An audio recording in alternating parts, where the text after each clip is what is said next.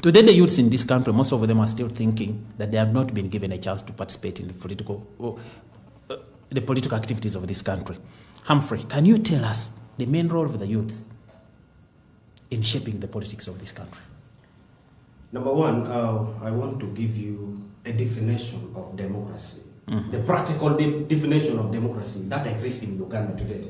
You know, democracy to me appears like food. And people who claim that there is democracy are people who claim that people have eaten food. But they do not go that far to see what kind of food have they eaten. How was the food prepared? You get, so when we want to look at democracy, let us go that far. It is true we claim that there's democracy because we can elect. And that is what they call democracy. Fine. Now, when you look at the youth are being given the opportunity, councillors, youth councillors and the likes, up to the position of regional youth members of parliament. But I want to tell you one thing. What we need as young people are not positions. I don't need a position in this government. All I need is a space to speak up what I want. I don't need to be a member of parliament to speak up what I want. Recently, I told you, we wrote some letter to the Ministry of Education and Sports. Mm-hmm. We were trying to request them to give us some financial support, to support our idea, so that we go as university students, for example, deep to the rural areas of this country, because we believe that the percentage of teenage pregnancies in these rural villages are terrible.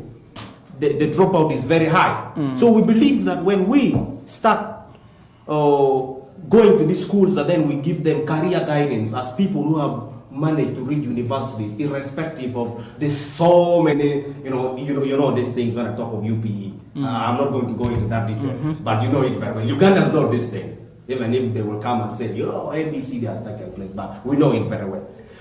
But we believe that as people who have gone through those situations and who have made it to the universities, we want to go there and give them guidance. Imagine when we pick a girl from maybe Makerere University to go deep in a village there in Budak, and then to encourage the young ones in P6 and P7, for example. Don't you think the girls in primary schools will get encouraged?